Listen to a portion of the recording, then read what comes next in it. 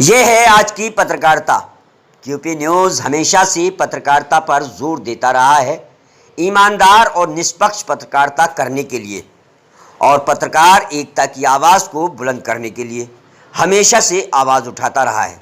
लेकिन जब ऐसी पत्रकारिता होती है जहां पत्रकार के ऊपर अत्याचार होता है और वो उस अत्याचार को एक ताक पर रखकर अपने आप को बेचकर चापलूसी और चाटुकारिता करने लगता है, तो फिर दूसरे पत्रकारों का हौसला भी अपने आप पस्त होने लगता है। आज ऐसी ही एक घटना उन्नाव ज़िले की पत्रकारिता में देखने को मिली है, जहां एक पत्रकार सीडीओ से मार खाने के बाद उस सीडीओ से मिठाई खाता नजर आया। मामला अभी 2 दिन पहले का ही है। ब्लॉक प्रमुख के चुनाव में कवरेज के दौरान सीडीओ और एक भाजपा के नेता ने उस पत्रकार को, जिसका नाम कृष्णा है, को दौड़ा कर पीटा था। लेकिन दूसरे ही दिन सीडीओ ने पेट भरकर उसी पत्रकार को मिठाई खिलाई और मामले को रफा दफा कर दिया। पत्रकार का नाम है कृष्णा। हालांकि उन्नाव की इस पत्रकार को मिठाई खाने वाले को प्रदेश भर के पत्रकारों ने जलील किया, लेकिन जलील करने से मामला हल नहीं होता है। इन पत्रकारों ने कृष्णा का साथ दिया था।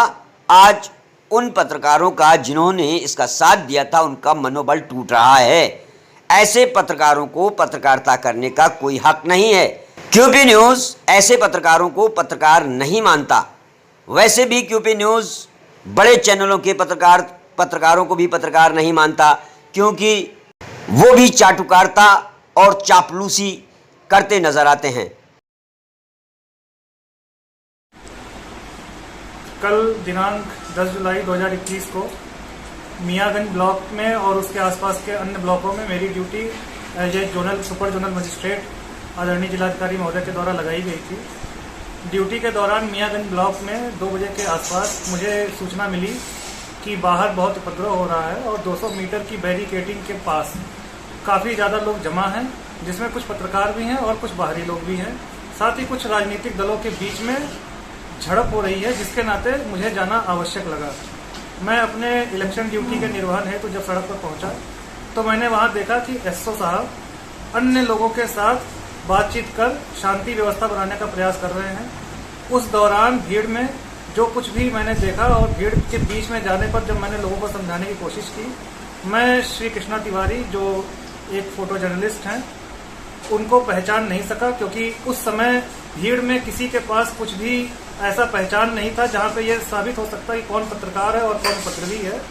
उस दौरान जो भी घटनाएं हुई या धक्का मुक्की हुई, कृष्णा तिवारी के साथ जो भी व्यवहार हुआ, उसके लिए मैंने उस समय भी बाद में पत्रकारों से अपने वर्जन रखते हुए ये कहा कि मैं जाने अनजाने में जो कुछ हुआ, मैं पत्रकार जो कि हमारे परिवार का, प्रशासन का एक बहुत महत्वपूर्ण हिस्सा होते हैं, मैं क्षमा प्रार्थी हूँ।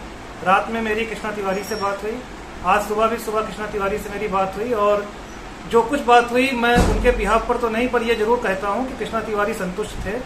और मैंने जो भी उनसे, उनके परिवार से कहा कि जाने अनजाने में अगर प्रशासनिक दायित्वों का निर्वहन करते हुए फिर भी मुझसे न पहचान पाने के बाद भी कोई ऐसा दुर्व्यवहार अगर हो गया है और आप मुझे ये समझते हैं कि मैंने जानबूझ कर किया, तो भी मैं आपसे क्षमा याचना करता हूँ। एक अधिकारी के रूप में पदों के दायित्वों के निर्वहन के समय किसी भी सूरत में मैं ये सोच नहीं सकता कि किसी पत्रकार के साथ मैं जानबूझकर उसकी किसी भी आइडेंटिटी के नाते मैं उस पर अटैक करूंगा। किंतु यदि किसी भी पत्रकार समूह संगठन को लगता है तो मैं उन सभी से करबद्ध अपना निवेदन करता हूं कि प्रशासन का सहयोग करें। मैं क्षमा प्रार्थी हूँ। मैं कृष्णा तिवारी कल उन्नाव के मियाँगंज में चुनाव कवरेज करने के लिए गया। वहाँ पर अचानक कुछ कार्यकर्ता आ गए थे, जिसको लेकर पुलिस ने मुझको खदेड़ा। उसी दौरान उन्नाव सीडीओ सर के द्वारा मेरे साथ कुछ धक्का मुक्की हो गई थी। बाद में जानकारी हो पाई, अभी उनको 6 दिन 7 दिन हुए या 4 दिन हुए, वो मुझे पहचानते नहीं थे। देर रात में भी उन्होंने मुझसे फ़ोन करके माफ़ी मांगी।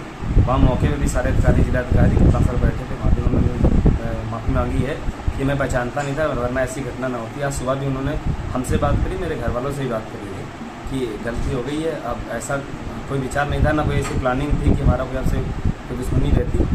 अब हम उनके बातों से संतुष्ट हैं। हमारी